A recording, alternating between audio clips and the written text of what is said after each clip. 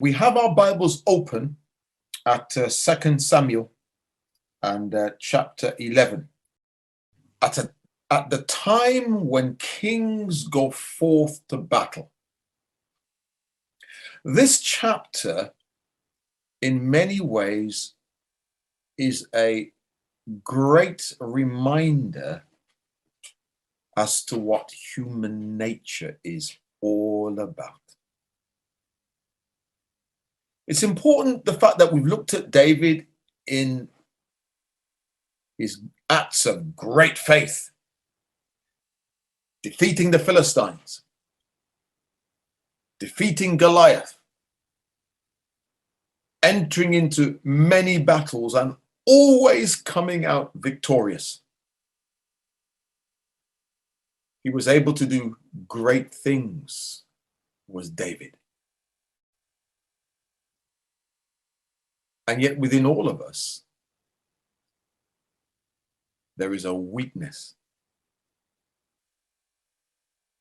It's called sin. In all of us, we have something that we might describe as something that destroys us. The world will say it's a sort of self-destruct button. Let me give you an example. Think for a few moments of people in history, and maybe even recent history. Maybe these people were around before you were ever born. The rich and the famous, the pop stars, the sports stars. There are many who have fallen because of a lack of discipline and a lack of self-control. And because they have the money, the wealth, the wherewithal, they can do whatever they want to do and choose whatever they want to choose. In our thoughts now, I want you to bring a comparison in your mind. I want you to think for a few moments of David sleeping out in the open field at night, camping out. The cold, the rain, the dew, exposed in the open. And then I want you to fast forward to now he is king of all Israel and all Judah in his beautiful palace. Come back, please, to a few chapters to 2 Samuel chapter 7. And we're going to be comparing a number of things from 2 Samuel chapter 7 and 2 Samuel chapter 11. There are many contrasts. 2 Samuel chapter 7, for us as Christadelphians, or many of you as nominal Christadelphians, in other words, you're coming to CYC, you're coming to youth days, you're coming to the things of the meeting. You're not baptized, but you're trying, you're learning, you're listening. You want to follow the Lord Jesus Christ. In 2 Samuel chapter 7, this is an absolutely wonderful chapter. And because we understand the truth of God's word, we see in this chapter something that points forward to us and to the work of the Lord Jesus Christ. The promises to David. We talk about the Davidic promise, Genesis chapter 3, verse 15. We talk about the Abrahamic promises in Genesis chapter 12, 13, 15, 17, 19, 22, 23, 26, 27, right the way through the book of Genesis and beyond, of course. Edenic promise, Abrahamic promises. Here now is the Davidic promises. And if you're baptized, you will understand these things.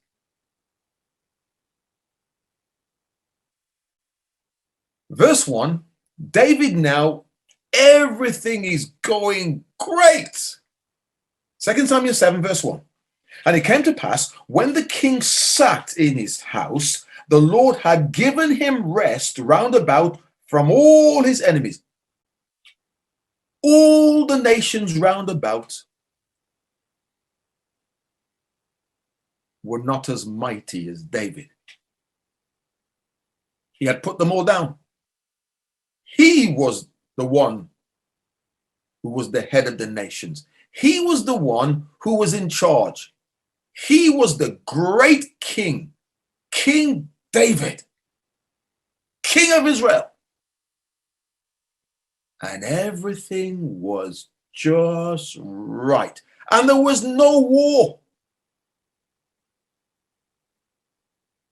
But David isn't content. He realizes what God has done for him, and he wants to do something for God. Genesis, 2 Samuel 7, and we're going in at verse 1. And it came to pass, when the king sat in his house, and the Lord had given him rest round about from all his enemies, that the king said unto Nathan the prophet, see now, I dwell in an house of cedar, best quality that money could buy. I live as a king in the house of cedar, but the ark of God dwelleth within curtains.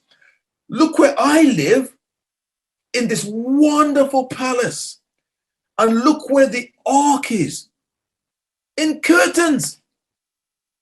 This is not right. I feel so uncomfortable. God has done so much for me. What am I doing for God by way of praise and service? I've got to be doing better than this. There's a sort of discrepancy, isn't there? We can do better for God. That's not good enough for God. What a wonderful attitude. If we can look at ourselves and say, you know, we've got to do something. We're better than that. How can we praise and extol God to his rightful place, to his rightful position? We want God, and we want to do the best for him. That's a wonderful attitude, isn't it? The king said, now, Nathan the prophet, see now, I dwell in a house of cedar, but the ark of God dwelleth within curtains. And Nathan said to the king, go, do all that is in thine heart, for the Lord is with thee. In other words, David, you want to build something which is befitting, not curtains, something that is befitting of the worship of God. David, do all that is in thine heart. You want to build a house for God? Do it for his praise. It was coming from David's heart, wasn't it? Oh, but you see, God sends a message to David. You want to build me a house? You want to build me a house? I'm going to build you a house. Not a house of bricks and mortar, but a household of people. Oh, we haven't got time to look at that. So David in 2 Samuel chapter 7 wants to do the best things for God.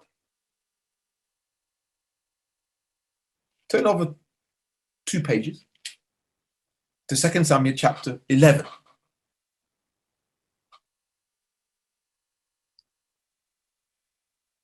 And it came to pass, after the year was expired, at the time when kings go forth to battle, that David sent Joab and his servants with him, and all Israel, and they destroyed the children of Ammon and besieged Rabbah, but David tarried still at Jerusalem.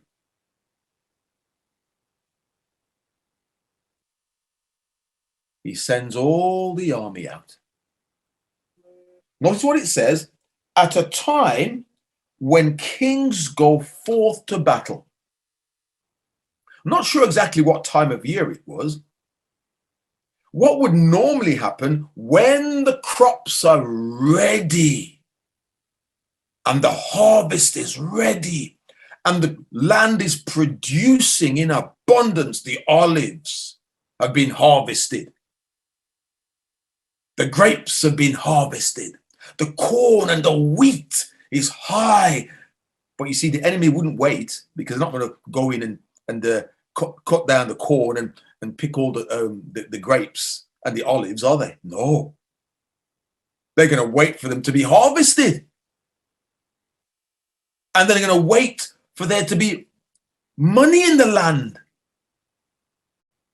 And they would choose their moments carefully. Round about that time of the year, a country would be maybe at its most vulnerable. Time of the harvest. So it would be important for the king and his army to fortify themselves and to make sure that they repel all those borders, all the incoming enemies, and make sure that they establish, as it were, a wall of defense.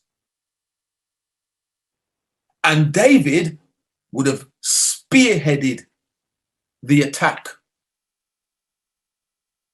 And just as an army, make sure that they show themselves at a time when kings go forth to battle.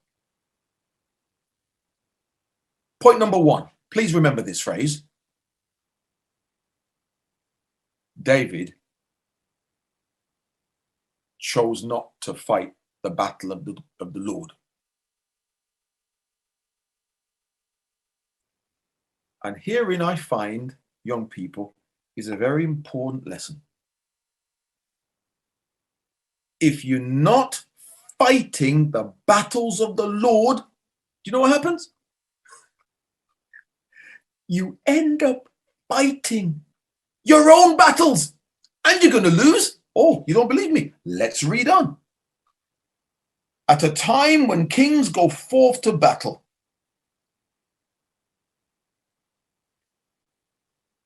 he stayed at home. Verse 1. But David tarried still at Jerusalem. The Hebrew word, yashodo, it means to sit down. 2 chapters earlier, he's up and busy. Right, I'm dwelling in a house of cedar. My house is complete. I've been working so hard on it. But look at the ark. He's dwelling amongst curtains. I need to do something about it. 2 chapters later, it's as if he's become more comfortable with his surroundings.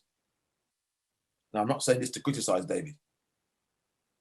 When we read these verses, we must look at ourselves. We must internalize. But for the moment, let's just bring out the lessons and the warnings. But David tarried still at Jerusalem. He was supposed to be out there with his soldiers, with his fighting men, out there, encouraging the soldiers. He was their figurehead. How encouraging would it be to see the king strolling amongst the ranks of the soldiers? Now, it's just like that, young people. If and when we get back to some sort of normality, whatever that means, you as young people, the older brothers and sisters love to see you. They want to ask you, how you getting on at CYC? How you getting on at Sunday school? How was that talk that Uncle Kitson gave on, what was it? Huh? King David, wasn't it? They want to find out, talk. They want your presence. But David tarried still at Jerusalem. But, well, I wonder why. Huh? Why did he stay home? Maybe a lot on his mind. Maybe he felt a bit tired. Whatever the real reason was, maybe there might have been something deeper. Maybe he had ideas ever before he saw a woman washing herself. I don't know. All we are told, he sat around in Jerusalem. It gets worse. Verse 2. And it came to pass in an evening tide. I don't know if you've been to college. Well, some of you might have been, or maybe thinking of going, or you might have known, some of the older ones know of people, maybe you yourself, maybe being at home at lockdown when there's no general routine, you know. You go to bed midnight, you're going to put 1 o'clock in the afternoon. It's easy to get into that, isn't it? I see Brother Simon from Hyderabad laughing. Maybe he knows, so do I. That's where I joined a few Zoom meetings. Yeah, okay. What time is it there in Hyderabad now, by the way? It's evening at 6:45. 47. Okay, Yeah, 6:45. Okay. yeah. So we'll have to let you off on that one then, Brother Simon. But the point is this. He's lying around, and at evening tide, when you may be relaxing to maybe have an early night and relax, evening tide, he's getting up. Now, you might know that if you're not careful, you can, as I said, go to bed late and your body clock is all messed up. So you're going to bed at 2 o'clock in the morning, hopefully not. Playing computer games, hopefully not. And then you get up at 1 o'clock in the afternoon and you want something to eat. Is this the picture that's been painted? Make a note of it, please. It's about routine. If you haven't got the routine, do you know what happens? You drift. And it came to pass in an evening tide that David arose from off his bed. Okay, was it a long siesta? You know, the sun's high. I don't know. The point is, he got up off his bed in the evening. Evening? Getting up in the evening? I don't know. I mean, does that mean you went to bed at 2 o'clock in the afternoon and you got up at 6 o'clock in the evening? I don't know. The point is, there are a number of things which are not right here. It didn't sit right, does it? There's no routine. Remember what we said? If you're not fighting God's battles, you end up fighting your own battles, and you're probably going to lose anyway. And walked upon the roof of the king's house. What? I almost get the impression that David might have been a little bored, maybe. I don't know. I'm just surmising. Might be totally wrong. Well, you could certainly argue that there was certainly enough to do if he was out and about with his soldiers, that's for sure.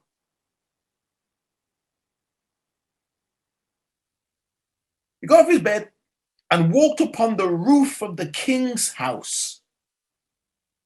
You know, just for you look around. Now, something we're not told about this in verse 3.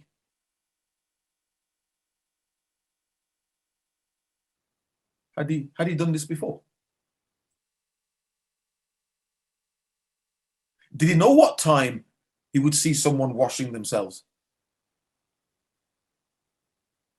Is this purely by chance?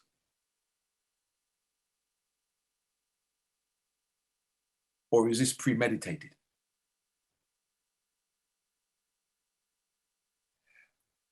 And from the roof, he saw a woman washing herself, and the woman was very beautiful to look on. The word saw there means to gaze intently, to stare. Now, there is a world of difference between staring and and going. And what James says, you look, you think, you desire.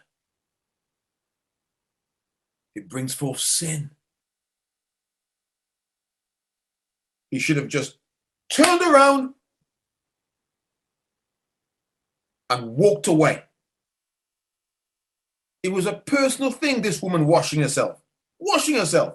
All right, some people say, well, yeah, Uncle Kitson, she was washing herself outside in front of full view. She knew the king was at home. She did it on purpose. I don't know. Maybe there are some things in these verses that we are not told. The point is, all the soldiers, the menfolk, the husbands, they've gone out to battle. So there weren't many soldiers, let's say, in that area at that time. Husbands certainly gone away to fight, whilst David tarried still, sat around at Jerusalem.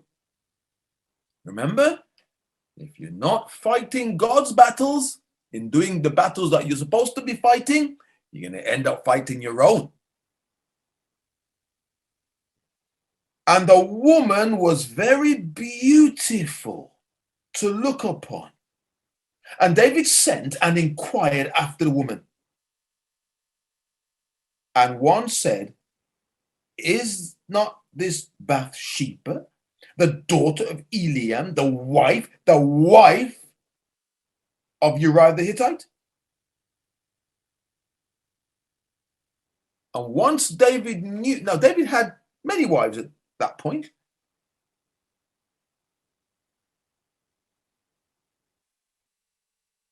The message came back that this woman has a husband.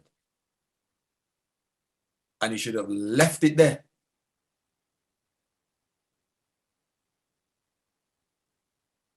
And now, in his mind, he's beginning to fight his own battles. The thoughts and the intents of the heart, the strongholds of the mind. And he's losing terribly.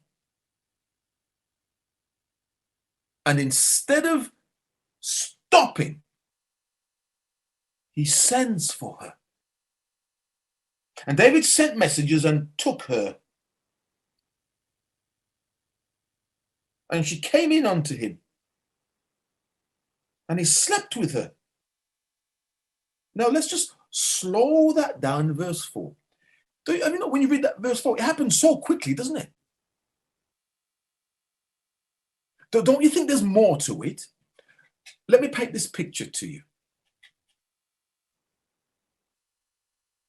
Bathsheba's at home. Her husband, Uriah the Hittite, is a top-ranking soldier. Oh, you don't believe me? Keep a marker there. Come across to 1 Chronicles chapter 11, please. 1 Chronicles, keep a marker in 2 Samuel, 1 Chronicles and chapter 11. Did you know that Uriah was a top soldier? He was a great man. 1 Chronicles chapter 11, verse 26 to 47 gives you a list of the mighty men. Verse 26. Also the valiant men of the armies were Asahel, the brother of Joab, and so on.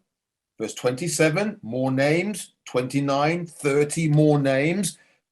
31, 32, 33, 34, the sons of Hashem, the Gizonite, Jonathan. Verse 39, Zilek the Ammonite. Oh, that's interesting. A Gentile being part of the mighties of David. Verse 40, Ira the Ithrite, Gereb the Ithrite, Uriah the Hittite, Zabad the son of Ahilai. Verse 46, and Ithmar the Moabite, Eliel and Obed and Jesel. So these men, around 75 approximately, I count, these are the close ranking elite, not as worthy as the ones that come before, but one of David's bodyguard, the ones who could be trusted, who would never fear in the face of adversity. Uriah could be trusted with David's life, and all these men would be prepared at the drop of a hand to give their life for their king. So we're not talking about Uriah the Hittite, who is some Gentile, foot soldier. We're talking about a serious, elite, hand-chosen, crack force team. We would say in this country, in the United Kingdom, SAS. In America, they might say SEAL or whatever it is, or the SWAT teams of the 21st century. These men were highly trained, highly skilled. Oh, here's the best part: highly disciplined. That's what Uriah the Hittite was like. He was no ordinary soldier. He was of the elite. 2 Samuel 11. And verse 4. And David sent messengers and took her, and she came in unto him, and he slept. He lay with her. Now let me slow it down. How do you think this happened? Do you think David sent his soldiers and said, David wants to see you and sleep with you? How awful is that? Let me tell you what I think happened. I can't prove it, but I see it like this. David sends a couple of servants. They knock on her door. 2 or 3 servants standing there. She opens the door, says, yes?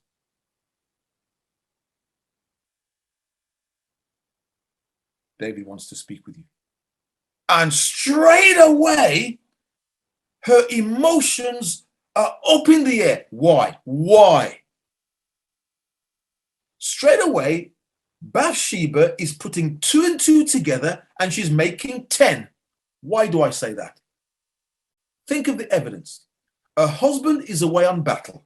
He's part of the inner circle of these fighting warriors. David sends for her, and her immediate reaction, I think, is, oh no. Uriah. It's Uriah, isn't it? It's Uriah. It's Uriah, isn't it? Why does David want to see me? It's Uriah, isn't it? Something dreadful has happened. My husband has got away to battle. It's Uriah.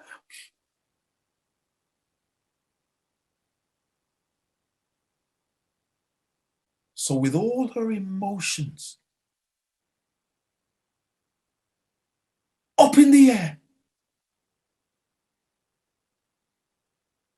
she becomes vulnerable. What would David asking, sending the servants to see me? Why? Why? What's happened? She grabs what she can. She dashes to see David. David, you want it? What's happened? David, is it Uriah? Please tell me, is it Uriah? Is he well? What's happened? It must be something dreadful. You've called me one. Hold on. Slow down. Calm down. Has something happened to my husband? Bathsheba. All is well. Your husband is well. He's a good man. Oh, King David. I was so frightful. I thought the worst. No. Anyway, sit down. Sit down. You must be a bit lonely being there without your. Well, yes, I do miss him. You know, he's a good man. I love him very much. Anyway, you, Bathsheba, have a glass of wine. Sit back and relax. And then he starts talking to her more and more.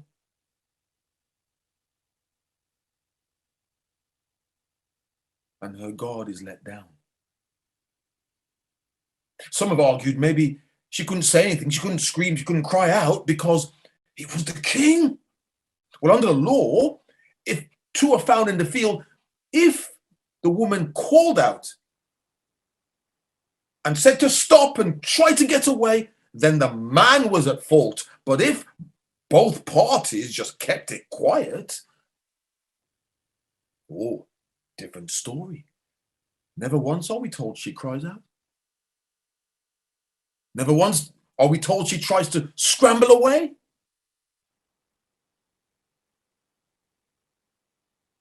And then he does something terrible with another man's wife. And she goes back.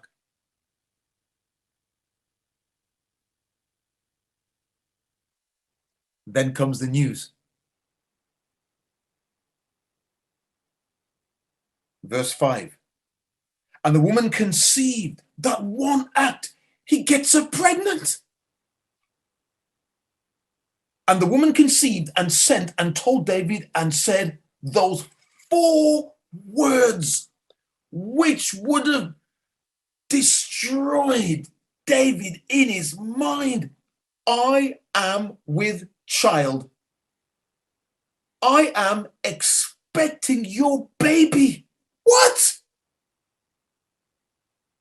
Now, under the law, David's a dead man. And you, Bathsheba, that's a fact. Committed adultery. He's a dead man. You see? Now David's thinking, oh, if only I had gone to battle, fighting God's battles, I wouldn't be fighting this battle now in my mind. If only I didn't get up in the evening and look, right? He's getting up and he sees the woman washing herself. Hey, do you think that was the first time he saw her washing herself? I don't know. Did he time it perfectly to see her again and again and again? I don't know.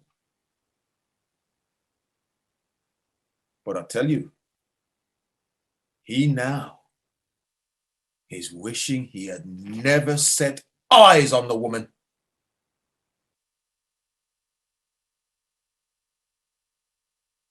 What does he do now?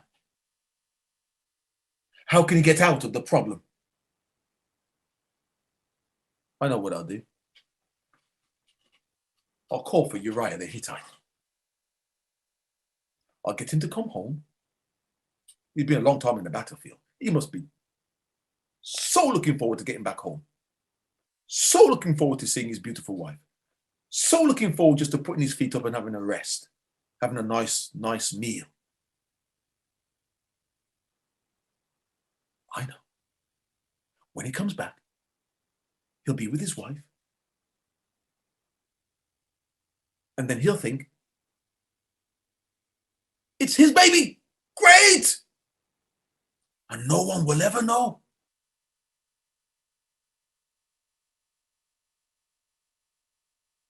Verse 6. And David sent to Joab, saying, send me Uriah the Hittite. And Joab sent Uriah the Hittite to David. So he travels home. I don't know how long, 2, 3, 4, 5 days to get back home. And Uriah's thinking, why am I going? Why is he asking me to come home? Come home. We're doing some serious fighting out there. Come home. I think David needs to get out more. I think he needs to get out more. Our king, maybe he's going a bit soft. Me, come home. I've got things to do. I've got battles to fight. And he's asking me to come home. And when Uriah was come unto him, David demanded of him how Joab did. Uriah, sit down. Good to see you, Uriah. How's Joab doing? How's the battle? You can almost hear Uriah thinking, how's the battle? Well, I'll tell you what, David, if you were with us, you'd know how the battle was. You wouldn't be asking me that question. How's the battle? And how the people did, and how the war prospered. And David said to Uriah, go down to your house. Go to your house, Uriah. Go and spend time with your family. Go and see your lovely wife. I mean, I hear she's very beautiful. I hear she's very beautiful. Go and see your wife. And as Uriah leaves, David sends a massive tray of food. Go on there. Go and celebrate with your wife. Go on. Please, go. You deserve a rest. Go on, put your feet up. Have a nice hot bath. You've been out working, fighting. Please go, relax. I'm giving you a few days off. You deserve it. Please, go. As quickly as you can. But Uriah slept at the door of the king's house with all the servants of his lord and went not down to his house. Huh? Some have suggested that the reason why Uriah the Hittite didn't go... Now, if I've been fighting battles, mud, dirt, tiring, you're working hard, you want to get home, have a nice hot bath, spend time with the family, spend time with your wife, have a nice hot meal, see the servants, find out what's going on, pick up on the news. What does Uriah do? He doesn't go and see his wife.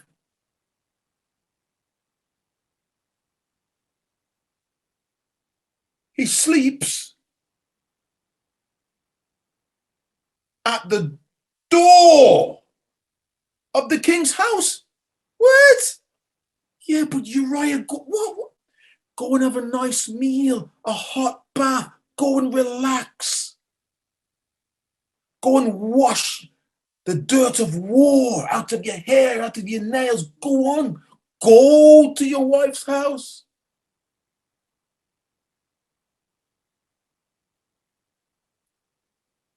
Do you think that there were a lot of whisperings in the corridors of the palace? Maybe Uriah had a funny feeling that his wife had not been faithful to him.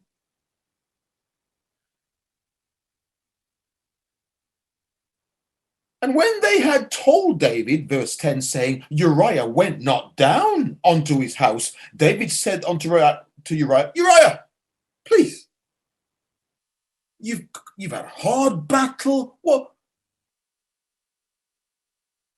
didn't you go home? I sent you some nice food, nice wine to drink. Why didn't you go to your house to see your wife? Why?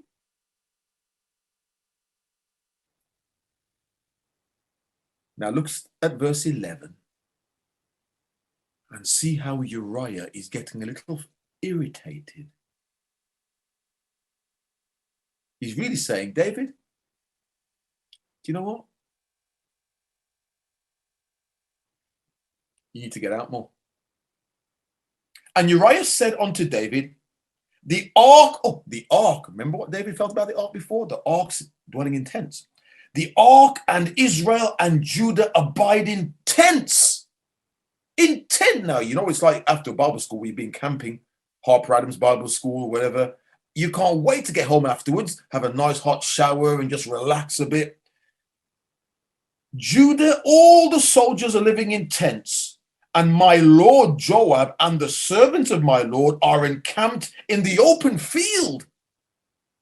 It's cold, it's wet, it's damp, it's hot. Not a very pleasant environment. Shall I then go unto my house to eat and to drink and to lie with my wife? Oh, you can almost hear David thinking, oh. As thou livest and as thy soul liveth, I will not do this thing. You know what he's saying? He's saying, David, what are you doing here? He's very respectful. David, I don't want to be here. So what are you doing here? We're supposed to be out fighting the battles of the Lord. Now, you see the point. David saw in Uriah what he once was: a man of faith, integrity, of discipline, of loyalty. But what he now sees in Uriah makes him uncomfortable. Now he wants to dig himself out of the hole. Now, instead of digging himself out of the hole, he digs himself more and more and more. He says, right. Verse 13, I know what, I'll get him. I'll make him drunk. I know. Then he'll stagger down to his wife. Yeah. Verse 13, and when David had called him, he did eat and drink before him, and he made him drunk. And at even, see, there it is again, at even, when it's time to go home and relax because of a hard day's work, at even, he went out to lie with his wife? No, on his bed with the servants of his Lord, but went not down to his house, even when he's drunk. I am not going to see my wife. No, I need to get back to work. He's staggering down. What? Is drunk, he's staggering? No. In his mind, no, I'm not go. I've got to get back to work. What a man. And it came to pass in the morning that David wrote a letter to Joab. Right, only one thing for it. I've got to dig myself out of a hole. Now he's digging himself into a hole. Write a letter. And put him in the hottest part of the battle, there, where the valiant men are. And then withdraw. And leave him. That's what Joab did. David committed murder. Verse 17. Verse 16. And it came to pass, when Joab observed the city, that he assigned Uriah unto a place where he knew that valiant men were. Right, Uriah, you take a few men and you go to that part. We're going to take the city. Now, do you think Uriah would have said, what? Go there? To go there? You think Uriah said that? Not for a moment. Uriah was in charge. He says, right, men, the captain has said for us to do that. Right, this is what we're going to do. We're going to go there and we're going to got a plan. And we're going to do this. And everything was going well. Then, verse 17, and the men of the city went out and fought with Joab. There fell some of the people of the servants of David, and Uriah the Hittite died also. those of you who are making notes, you'll like this. In the Septuagint version, it says 17 others died also.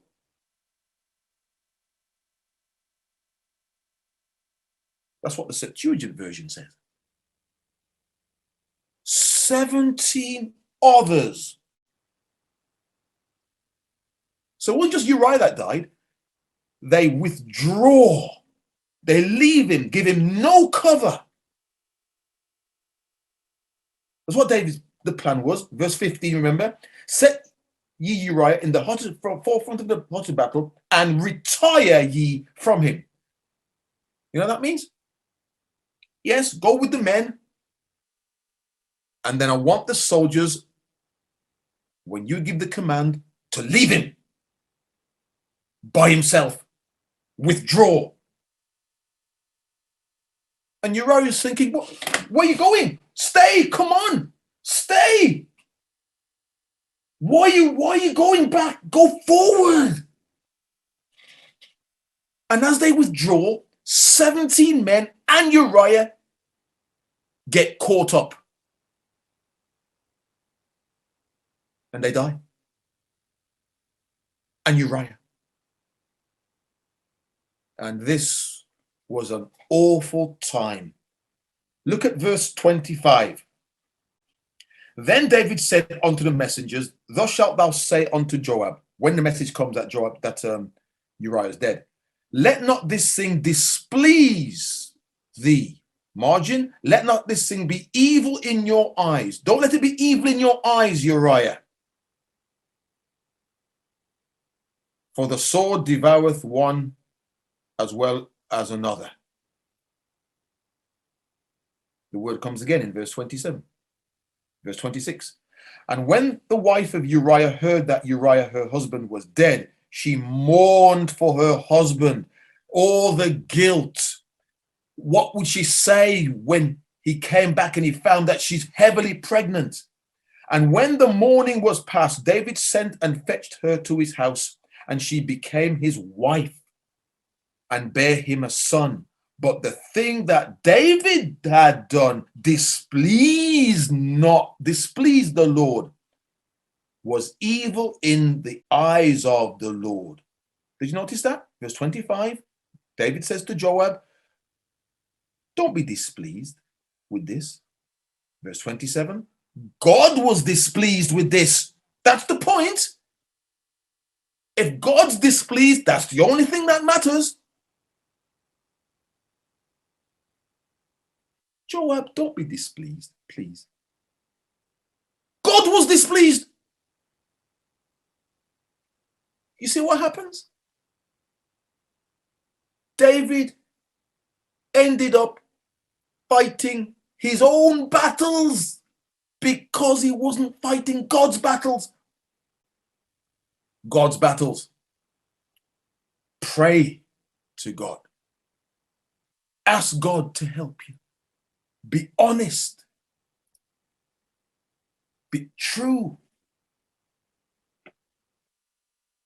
Be upright. Trust in God, we said that it says there. Trust in God. Be honest. Confess your faults. We haven't got time, but very quickly, one last reference, Psalm 51. And Psalm 51 is a psalm about the fact that God forgave David.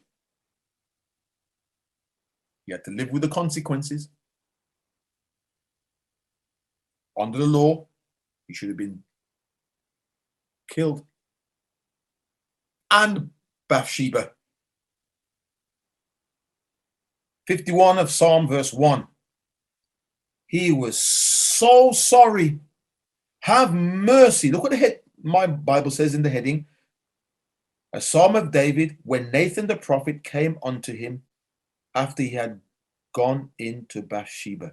It's you, David. He's so sorry now. Have mercy upon me, O Lord God, according to thy loving kindness, according unto the multitude of thy tender mercies. Blot out my transgression. I'm so sorry. Wash me through from mine iniquity and cleanse me from my sin. I acknowledge my transgression. Verse 4. Against thee only have I sinned. I've done something wrong. Lord, will you forgive me? And God forgave him. So we've gone from David being a wonderful hero in defeating Goliath. But there was a giant which was far greater, far stronger, far superior than Goliath. He's called human nature. That's what we fight against. But with God's help, we can defeat the enemy if we are sorry. What a lovely example of God's mercy. So let's trust in God. Let's be honest. Let's confess our faults. And when we do wrong things, don't try and cover it up and try and dig yourself out of the hole. You know what happens? The hole, you find yourself in the hole and you get deeper, right? Send for Uriah. Go down to your wife's house. Get drunk. Now, I'm gonna have to kill him and 17 other people with him. Uh-oh, you're in that hole because of lies. Thank you for your patience. It's been lovely spending time with you today, and I hope you found that very helpful and interesting.